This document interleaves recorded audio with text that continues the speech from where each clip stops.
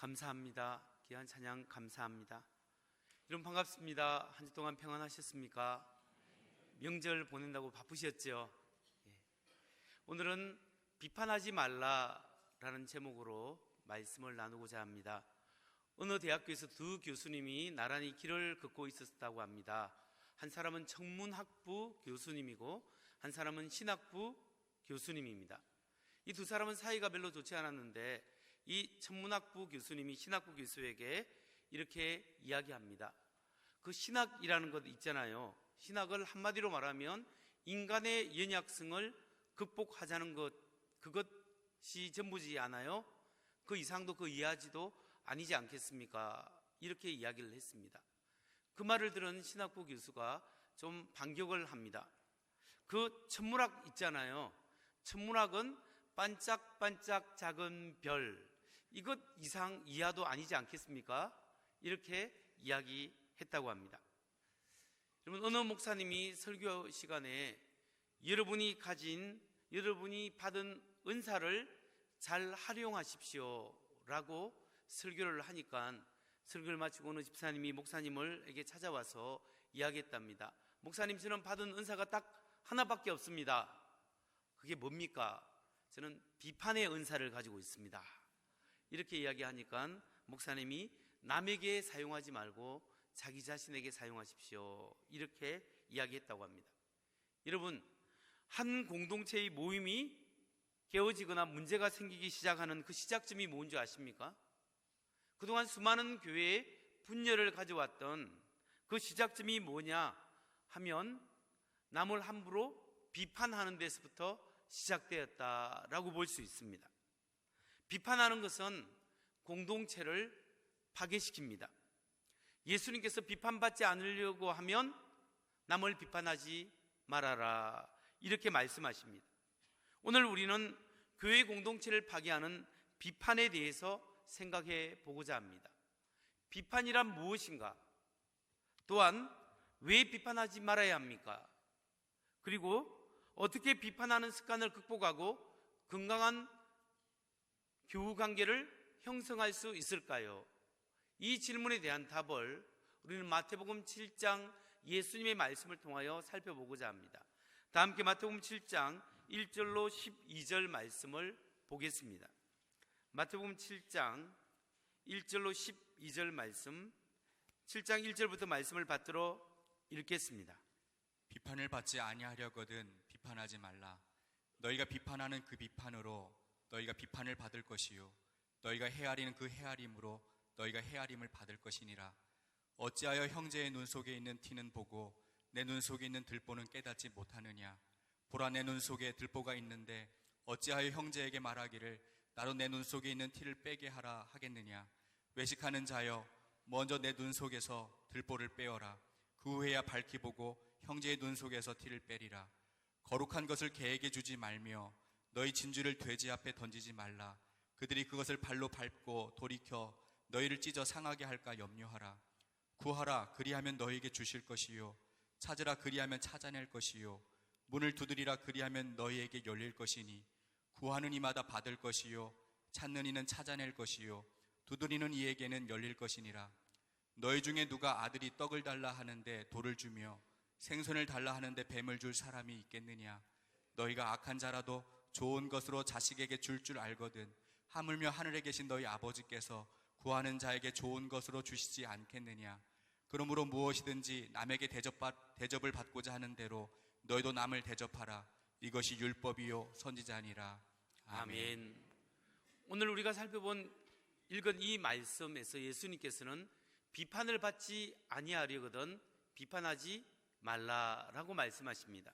이 예수님의 말씀은 우리가 세상을 향해 잘못된 것을 비판하지 말라, 이런 뜻이 아닙니다. 오늘 주신 말씀의 우선적 의미는 교회 공동체 안에 있어야 될 덕목에 대해서 말씀하고 있습니다. 예수 믿는 사람들끼리 모인 이 그리스도인의 모임, 이 교회 안에서 세워야 될 덕목은 뭐냐면 비판하지 말라라는 말씀입니다.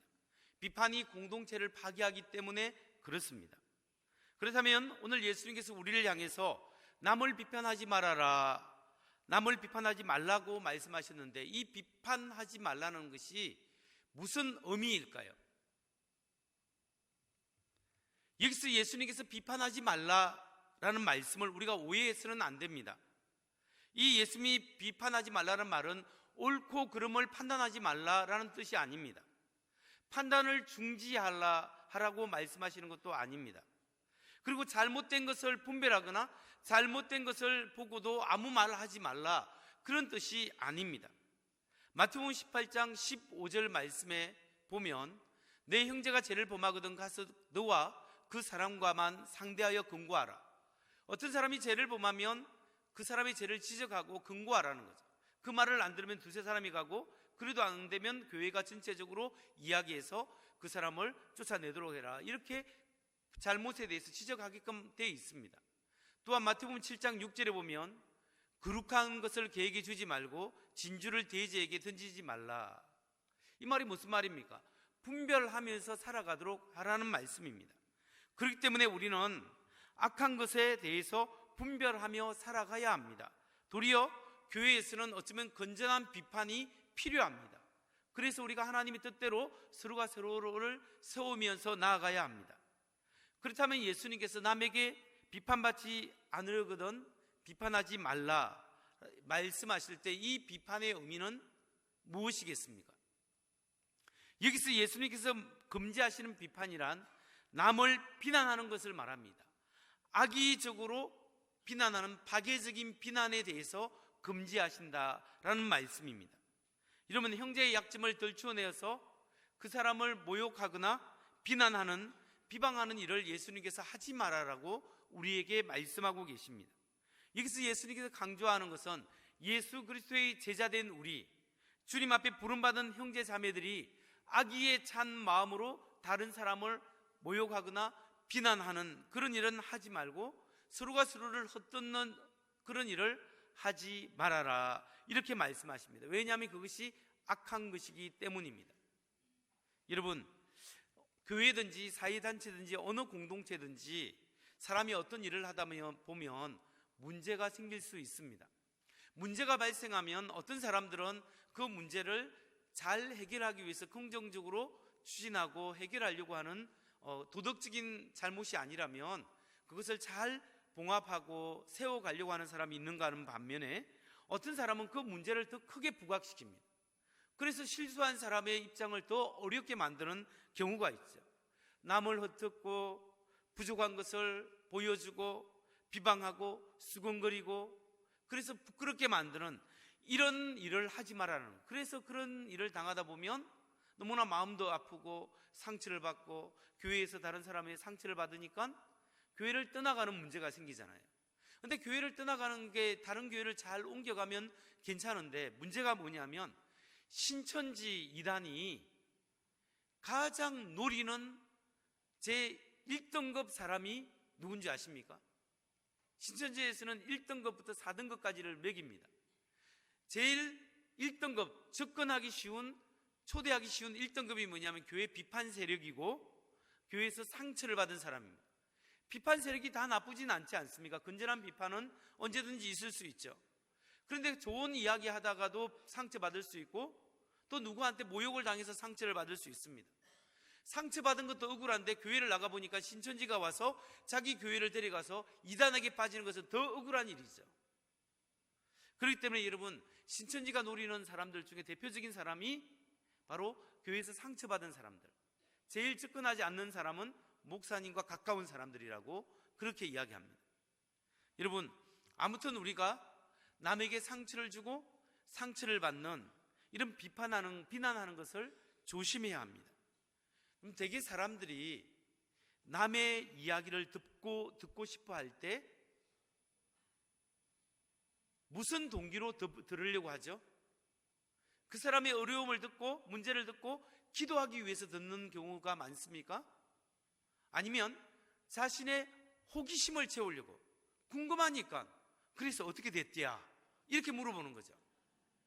이렇게 물어보면 그 자기의 호기심을 채우기 위해서 이렇게 할 때 그 동기가 기도하고 그 사람을 생각하고 걱정해서 하기보다는 자기의 지적 호기심이나 궁금증을 채우기 위해서 할 때 우리는 비난하기 시작하게 된다는 거죠. 그 사람이 그래서 어떻게 됐는데, 그래서 그렇구나, 지난번에도 이랬는데 지금도 이런 걸 보니까 그 사람 이런 문제가 있구나 하면서 더 확대시켜 나가는 그런 일을 멈춰야 한다는 겁니다. 그렇다면 좀 더 구체적으로 우리가 왜 비난이나 비판을 하지 말아야 할까요? 왜 남을 심판하는 비난을 하지 말아야 합니까?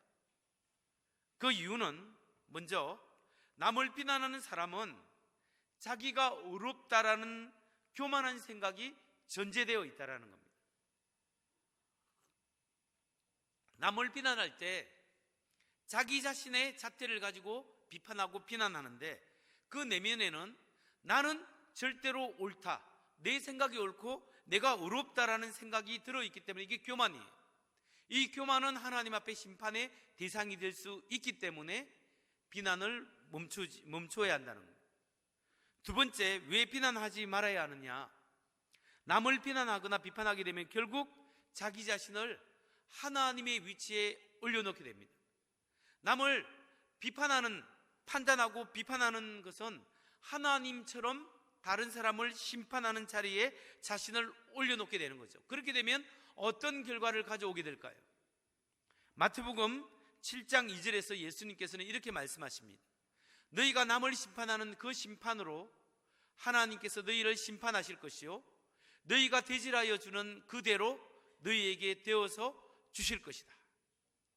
너희가 남을 비난하고 심판하는 그 잣대로 그렇게 심판할 때 하나님께서 그 사람의 잣대로 심판해 주신다는 거예요. 그렇기 때문에 내가 심판관의 자리에 앉게 되면 하나님은 그 심판관의 잣대로 나를 심판하시기 때문에 우리는 비난하지 말아야 한다는 거예요. 세 번째, 우리가 왜 비난하지 말아야 하느냐? 내 눈에 들보가 들어있을 수 있기 때문에 남을 비난하지 말아야 한다는 겁니다. 내 눈에 들보가 탁 박혀 있으면서 다른 사람의 티를 뽑으려고 하면 뽑아지지 않는다는 거죠. 여러분, 자기 눈에 들보가 있으면서 남의 티를 빼려고 하는 사람을 예수님께서는 누구라고 부른 줄 아십니까? 그 사람이 바로 위선자다, 이렇게 말하는 겁니다. 마태복음 7장 5절 말씀을 보십시오. 같이 한번 읽어볼까요? 시작. 위선자야, 먼저 내 눈에서 들보를 빼내어라. 그래야 내 눈이 잘 보여서 남의 눈 속에 있는 티를 빼줄 수 있을 것이다. 여기서 위선자는 자기 눈에 들보가 있으면서 남의 티를 뽑으려고 하는 겁니다. 그러니까 이런 위선자 역할을 제일 많이 하는 사람이, 할 가능성이 있는 사람이 누군지 아십니까? 그 사람이 바로 종교 지도자들이에요. 오늘날로 말하면 목회자죠. 목사입니다. 왜냐하면 목사는 직업적으로 다른 사람에게 하나님의 말씀을 가르치고 그 사람의 말씀대로 이끌기 위해서 판단하고 이렇게 분석하고 비판하고 끌어들이기 때문에 자기 자신의 영성은 이만큼 되지 않으면서도 다른 사람을 이렇게 끌어들이려고 할 때 위선이 있을 수 있다는 거예요. 그렇기 때문에 여러분이 저를 위해서 많이 기도해 주셔야 됩니다. 제가 하나님 앞에 올바르게 살고 또 올바른 관점으로 하나님의 긍휼하심으로 목회하고 성도들을 사랑할 수 있도록 여러분들이 많이 기도해 주셔야 됩니다. 자신의 죄악은 보지 않은 채, 자신의 영성은 그렇게 되지 않은 채 남의 죄악을 보려고 하는 것은 하나님 앞에 위선이라는 것을 우리가 기억해야 한다는 겁니다. 지금까지 우리는 비판이란 뭐냐, 예수님께서 말씀하신 비판하지 말라는 뜻은 뭐냐, 악의적으로 악한 동기를 가지고 남을 해치려고 하는 마음으로 남을 비난하는 것이, 이것을 예수님께서 금지하셨다라는 것에 대해 살펴봤습니다. 그 다음에 우리는 왜 다른 형제 자매를 향해서 비난하지 말아야 하는가? 그 이유는 자신을 하나님의 위치에 올려놓고 자기는 변화되지 않으면서 다른 사람을 변화시키려고 하는 위선자가 될 수 있기 때문에, 또 그게 하나님의 심판이 임하기 때문에 우리는 비난하지 말아야 된다, 이 사실을 살펴봤습니다. 그렇다면 이제 그게 세 번째로, 어떻게 하면 비난하는 습관을 극복하고 공동체를 살릴 수 있는 건강한 관계를 형성할 수 있을까요? 우리가 교회 안에서 성도 간의 건강한 교우의 관계를 어떻게 하면 형성할 수 있겠습니까? 우리가 건강한 성도의 관계를 유지하기 위해서는 세 가지가 필요합니다. 첫 번째는 자기 눈 속에 있는 들보를 빼내는 연습을 해야 한다는 거죠. 내 눈 안에 박혀 있는 들보를 빼내는 연습. 이 들보가 뭡니까? 들보는 기둥과 기둥 사이에 받쳐주는 큰 나무죠. 이 받쳐주는 큰 나무. 그래서 큰 기둥과 기둥을 크게 받쳐주는 걸 뭐라고요? 대들보라 하죠. 그래서 이 들보는 어쩌면은 자기 큰 널빤지라고 볼 수도 있습니다. 자기 눈 속에, 자기 생각 속에, 자기 의식 속에 자기 어렵다는 큰 나무, 큰 널빤지가 들어 있습니다. 그 잣대로 남을 판단하게 되는 거죠. 우리가 들보를 빼려고 하면, 이 자기 어려움이라는 들보를 빼려고 하면 어떻게 해야 됩니까? 하나님 앞에 내가 누구인가를 생각해야 합니다. 나도 하나님의 은혜가 아니면 넘어질 수밖에 없는 사람이에요. 잠시 잠깐이라도 내가 하나님의 은혜를 의지하지 않으면 나도 넘어지고 타락할 수 있는 그런 연약한 사람이 나라는 사람, 내가 그렇게 교만해질 수 있는 사람이라는 것을 인정해야 합니다. 그래서 들보를 빼는 작업 중에 첫 번째가 뭐냐면 바로 나의 어려움을, 내가 내 스스로 어려움을 가지고 있구나, 내가 교만한 사람일 수 있다는 것을 인정해야 한다는 거예요. 그리고 나도 틀릴 수 있다라고 인식해야 합니다. 대부분의 어떤 사람들은 자기 생각만 옳다고 주장하는 사람이 있습니다. 옳을 수도 있지만은 어떤 경우는 틀릴 수도 있습니다. 그렇기 때문에 혹시 나도 틀릴 수 있지 않을까, 내가 잘못 판단할 수 있지 않을까, 하나님 앞에, 사람 앞에, 하나님 앞에 묵상하는 그런 자세가 되어질 때 우리는 내 들보를 빼는 작업을 할 수 있는 거죠. 두 번째로 우리가 건강한 관계를 형성하기 위해서 어떻게 해야 되냐? 하나님의 긍휼하심을 묵상해야 합니다. 우리가 하나님의 긍휼하심을 입으면서 살아가는 사람이 크리스찬들입니다. 여러분, 우리 안에 주님이 계시고 하나님의 긍휼하심이 있습니다. 그렇기 때문에 내가 오늘 예수 그리스도의 십자가의 보혈로 용서함 받고 하나님 앞에 온전한 거룩함 앞에 내가 심판받지 않고 내가 살아갈 수 있습니다. 그런데 중요한 것은 내 안에만 하나님의 긍휼하심과 은혜가 있는 것이 아니라 나와 다른 사람 사이에 뭔가가 있는데, 그게 뭐냐면 하나님의 긍휼하심과 십자가 보혈의 은혜라는 거죠. 나와 다른 사람을 연결시켜주고, 벽돌과 벽돌 사이에 시멘트가 있어야 이렇게 벽돌이 바로 서가듯이 나와 우리 성도님들 간에, 우리 성도들 간에 서로를 연결시키는 악교, 접착제가 뭐냐면 하나님의 긍휼하심과 예수 그리스도의 보혈의 은혜입니다. 그렇기 때문에 우리 사이에 그 은혜의 역사가 계속적으로 있고, 하나님의 그 은혜를 생각할 때 우리는 서로가 하나 될 수 있는 거예요. 여러분, 저는 목회에 오면서 많이 느끼는 것이 뭐냐면, 그렇게 서로가 한시라도 보지 못하면 죽을 것 같은 사람들이 있어요. 너무너무 만나면 좋고 막 즐겁고 매일매일 만나도 너무너무 좋고 한순간도 들어질 수 없는 그런 피를 나누는 형제자매도 아닌데 그렇게 좋아하는 사람들이 있습니다. 그런데 이 사람들이 한순간에 사이가 깨어지더라고요. 그렇게 좋은데도 한순간의 오해에서 사이가 완전히 뒤틀어지는 그런 경우를 종종 봤습니다. 여러분, 그 어떤 사람, 그 누구라도 우리 사이에 예수 그리스도의 은혜와 그 보혈의 피와 긍휼하심이 아니면 우리가 우리 사이에 그리스도 안에서 하나가 되는 거지, 인간적으로 하나가 이렇게 되려고 하다 부러질 수밖에 없는 거예요. 그렇기 때문에 우리의 삶 속에는 하나님의 긍휼하심, 하나님의 은혜의 잣대가 있어야 합니다. 하나님이 나를 그렇게 긍휼히 여기시는데 나도 저 사람 좀 이해하고 긍휼히 여겨줘야지, 이 생각으로 살 때 하나님의 은혜가 내 안에 있습니다. 만일 하나님이 하나님의 의로움의 잣대를 가지고 여러분 우리 한 사람 한 사람을 판단하시면 여기 있는 사람 중에 단 한 사람도 하나님의 심판을 피할 사람이 없을 거예요. 하나님의 긍휼 때문에 우리가 여기에 있고 살아가고 있다, 이걸 믿으시기 바랍니다. 성도 여러분, 우리는 지금 계속해서 예수님의 산산설교를 강의하고 있는데, 이 산산설교를 통해서 예수님께서 강조하고 있는 메시지가 뭔지 아십니까? 중요한 메시지들 중에 하나가 바로 하나님의 긍휼이에요. 마태복음 5장 7절, 긍휼히 여기는 사람은 긍휼히 여김을 받을 것이며, 팔복에서 이렇게 이야기하고, 마태복음 6장 12절, 우리가 우리에게 죄를 지은 사람을 용서해 준 것 같이 우리의 죄를 용서해 주옵시고, 긍휼을 받았기 때문에 긍휼함을 여기고, 내가 용서를 받았기 때문에 용서할 수 있는 그런 은혜의 자리에 우리가 설 수 있다는 거예요. 그렇기 때문에 여러분, 하나님의 긍휼하심으로 자기를 생각하고 다른 사람과의 관계에 있어서 비난과 비판, 악의적인 비난보다는 그 사람을 불쌍히 여기고 도와주고 함께 하려고 하는 그 하나님의 마음, 그 긍휼하심으로 부부가 서로가 서로를 대하고, 구역의 교우를 대하고, 우리 성도가 성도를 대할 때 하나님의 은혜가 우리 사이에 있는 줄 믿으시기 바랍니다. 우리가 건강한 교회 관계를 유지하기 위해서 두 가지를 지금 살펴봤는데, 하나는 자기 눈에 있는 들보를 빼라. 그 빼는 방법은 자기 어려움을 버리고 나도 실수할 수 있다, 나도 틀릴 수 있다는 것을 인정해야 한다는 것. 두 번째는 하나님의 긍휼하심으로 다른 사람을 존중하고 불쌍히 여기는 마음이 우리 안에 있어야 한다는 사실에 대해서 살펴봤습니다.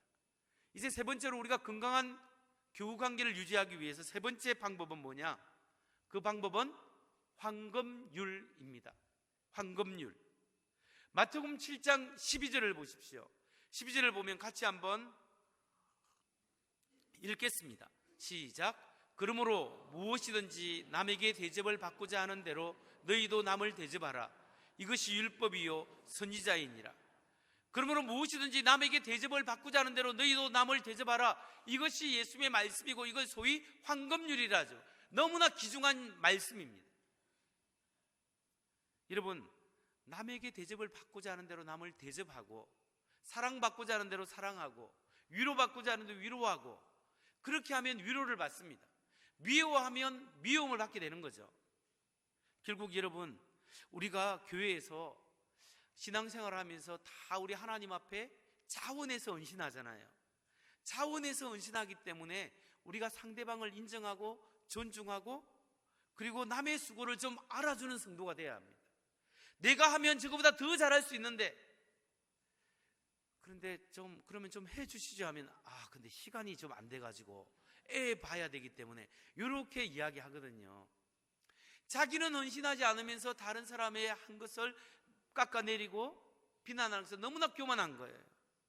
그렇기 때문에 우리가 서로가 서로를 격려하고 위로하면서 좀 수고하고 애쓰는 것. 저 집사님 참 너무 귀한 분이야, 저 근사님, 저 장로님 너무나 훌륭하신 분이야. 우리가 서로가 서로를 이렇게 위로하고 격려하면서 그렇게 나아갈 때 하나님의 은혜가 우리 가운데 있다라는 거예요. 여러분, 교회는 건전한 비판이 필요합니다. 비판할 때 방법을 좋게 해서 남을 모욕하거나 남을 깎아내리려고 하는 게 아니라 좋은 방법을 위해서 우리가 제시하고 또 문제를 지적하는 것은 필요한 일이에요. 그런데 그 모든 비난이 남을 사랑하는, 나는 비판하는 것이 남을 사랑하는 동기로 다른 사람을 세우고 교회를 세우기 위해서 비판하고 분석하고 조언하는 것은 우리 너무나 필요한 일이에요. 그렇기 때문에 여러분, 우리가 성숙한 신앙은 성숙한 말이 나와야 됩니다. 신앙이 성숙하게 되면 될수록 성숙한 생각과 성숙한 말이 나올 때 그 사람이 성숙한 사람이라고 할 수 있는 거예요. 여러분, 성숙한 신앙은 살리라는 말이 나와야 돼요. 근데 여러분의 언어 속에, 여러분이 생각하는 속에 툭툭 튀어오는 말 속에 남을 비난하고 비판할 뿐만 아니라 욕설이 툭툭 튀어나온다면 생각해야 됩니다. 내 마음속에 하나님의 은혜가 없구나, 하나님의 은총이 없구나. 이걸 심각하게 생각해야 됩니다. 내 속에 쌓인 것이 겉으로 나온다고 예수님께서 말씀하셨습니다. 그렇기 때문에 내 언어 습관이 남을 비판할 뿐만 아니라 욕설이 나온다고 하면 크리스찬이 그렇다면 내 안에 심각한 문제가 있구나, 이걸 생각을 해야 돼요. 불평이 나오고 불만이 나오고 이럴 때도 은혜가 떨어졌구나, 이렇게 사인을 받아야 됩니다. 하나님이 나를 불쌍히 여기시고 보혈로 용서하시고 내 안에 주의 은혜로 채워주옵소서. 그래서 내가 은혜로운 말, 살리는 말, 하나님 위로가 되는 말을 하게 되옵소서. 여러분, 하나님이 세상을 창조하실 때 무엇으로 창조했다고요? 하나님 말씀으로 창조하셨어요. 하나님 빛이 있으라면 빛이 있는 거예요. 이처럼 하나님의 생각과 하나님의 말씀에는 능력이 있듯이 사람은 하나님의 형상으로 세워졌기 때문에, 만들어졌기 때문에 우리의 말 속에도 창조의 능력이 있는 거예요. 우리의 생각 속에 창조의 힘이 있고 우리의 말 속에 창조의 힘이 있는 거예요. 우리 아이들이나 우리 주위 사람들에게 좋은 말하고 긍정적으로 희망을 주는 메시지를 던질 때 그 사람이 자라나는 거예요. 그런데 악한 말을 하고 비판하는 말을 하면 그 사람이 줄어드는 거예요. 그렇기 때문에 우리가 나의 영혼이 내 안에서 하나님 평안하게 하시고 하나님의 은혜로 채워주셔서 내가 살리는 말, 긍정적인 말, 한금률, 대접을 받고자 하는데 대접할 수 있는 그런 말을 하게 하여 주옵소서. 이렇게 기도하는 여러분 되시기 바랍니다. 저는 오늘 설교를 준비하면서 묵상하는 가운데 오늘 본문 속에 하나의 풀리지 않는 고민, 문제점을, 의문점을 발견하게 되었습니다. 그게 뭐냐면 7장 12절 말씀입니다. 이 12절이 11절 다음에 12절이 있는 것이 생뚱맞다라는 느낌이 들었습니다. 한번 파워포인트 한번 보여주시죠. 7장 7절에서 11절에 뭘 말씀하고 있습니까? 구하라, 그러면 구할 것이요, 찾으라, 그리고 문을 두드리라, 그러면 열릴 것이다. 그리하면 하나님 아버지께 이룰 것이고, 너희가 악할지라도 자녀가 생선을 달라 하면 돌을 줄 사람이 어디에 있겠느냐? 하물며 하늘에 계신 너희 아버지일까 보냐. 이렇게 말씀을 하셨어요. 그리고 난 다음에 딱 12절에 나오는 말씀이 대접을 받고자 하는 대로 대접하라. 뭔가 안 맞는 것 같지 않아요? 오늘 본문을 차라리 예수님 논리적으로 맞으려고 하면 7장 1절에서 6절 한번 그 다음 보여주세요.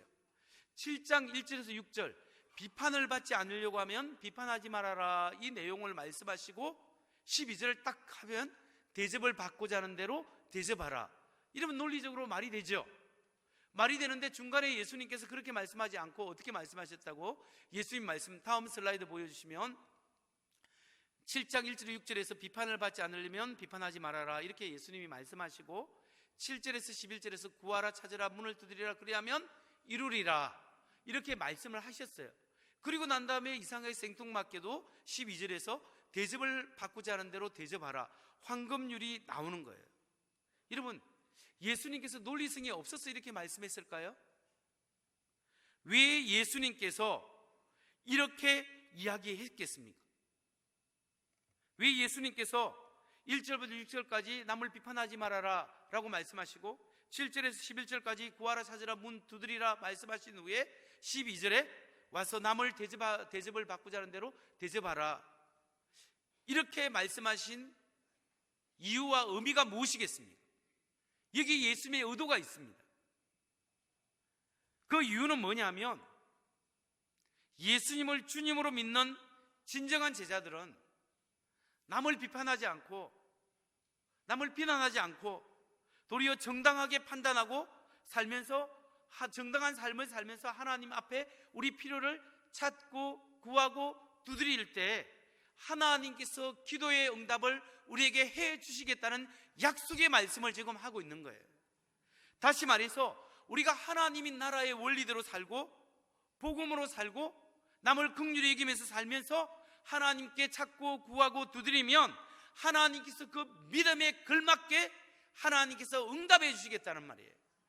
하나님 앞에서 대접을 받고자 하는 대로 행동하고 그것이 하나님은 그것에 걸맞게, 그 믿음에 걸맞게 우리에게 갚아주시겠다, 이 말씀을 하고 계신다는 거예요.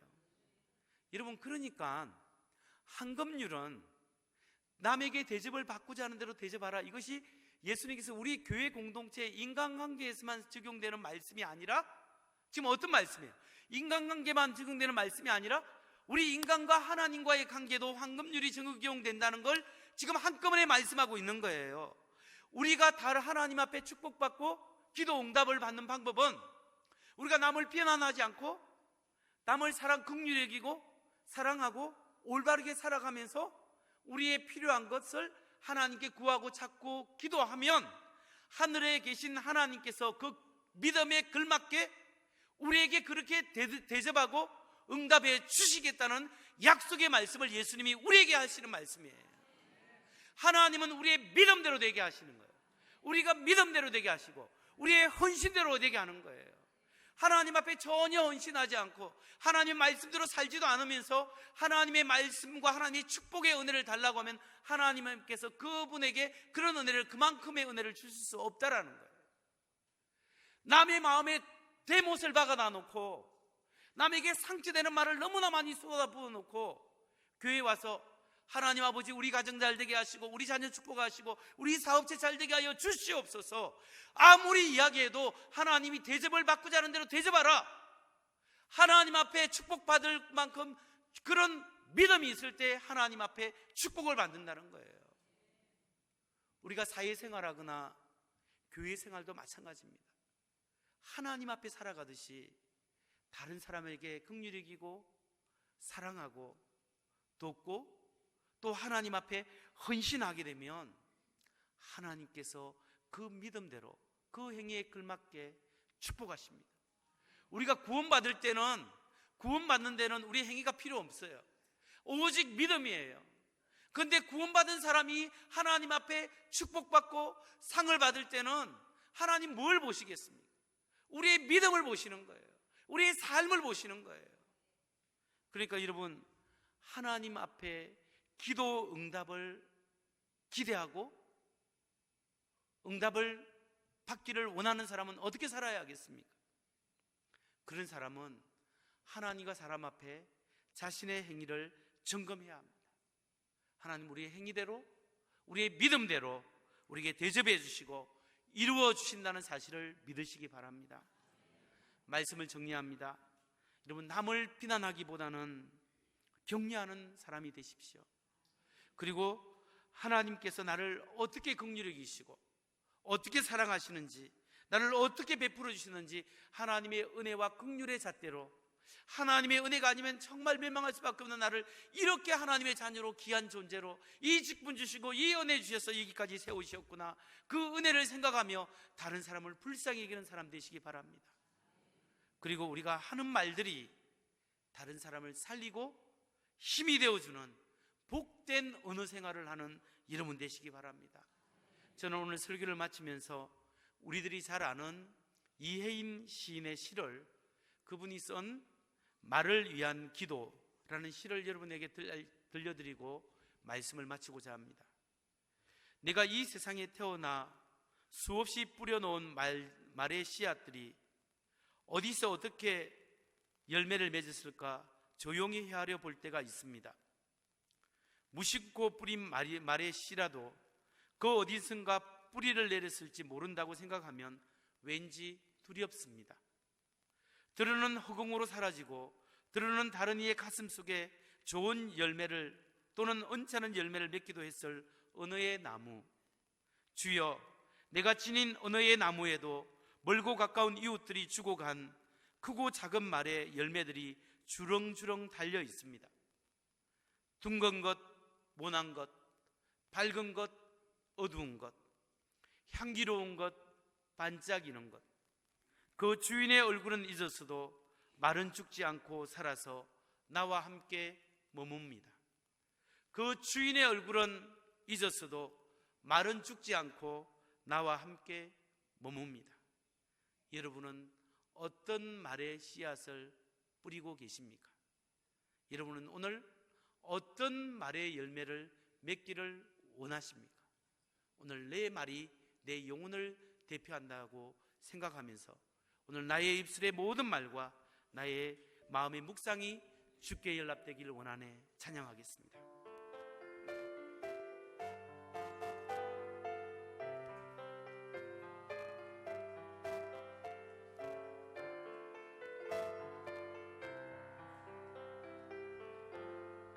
나의 입술의 모든 말과 나의 마음의 묵상이 주께 연락되기를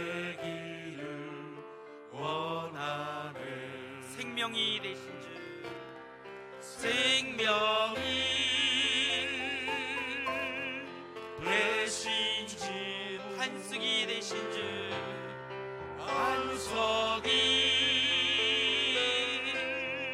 되신 주, 나의 입술의 모든 말과 나의 입술의 나의 마음의 묵상이 주께 연락되기를 원하네.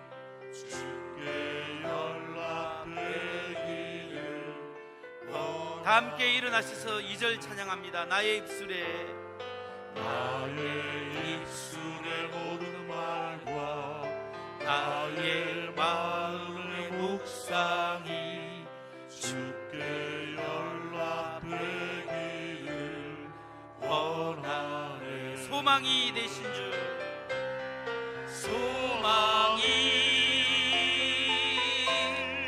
되신 주, 능력이 되신 주, 능력이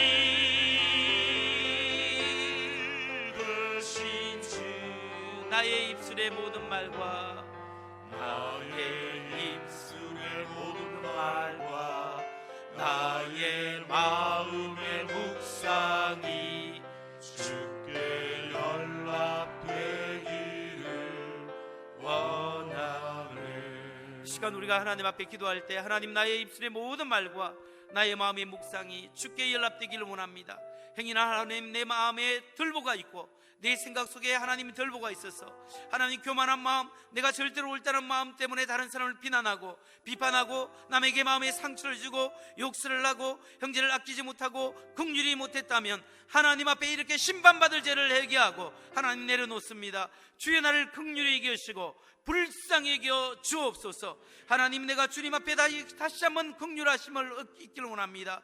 주님 내 입술의 모든 말과 마음의 묵상이 주님 앞에 연락되면서 하나님의 사람으로 정말 귀한 믿음의 씨앗, 하나님의 신앙의 씨앗을 뿌리고 열매를 거둘 수 있도록 주님 나를 불쌍히 여기시고 은혜 베풀어 주옵소서. 함께 기도하겠습니다.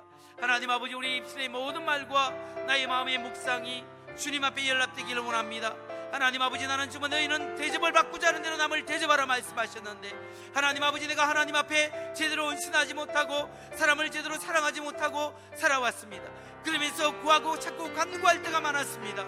주여 나를 불쌍히 여기시고 주여 나를 불쌍히 여기시고 하나님 아버지, 믿음대로 될지어다, 믿음대로 될지어다, 믿음대로 되게 하시고 하나님 우리 행위대로 되게 하시고 믿음의 그릇대로 되는 역사가 일어나게 하여 주옵소서. 하나님 아버지, 이 시간에 얘기할 것 얘기하게 하시고 주님 앞에 내려놓을 것 내려놓게 하시고 붙잡을 것 붙잡게 하셔서 하나님과 동행하는 하나님의 사람으로 거룩함을 잊게 하여 주옵소서.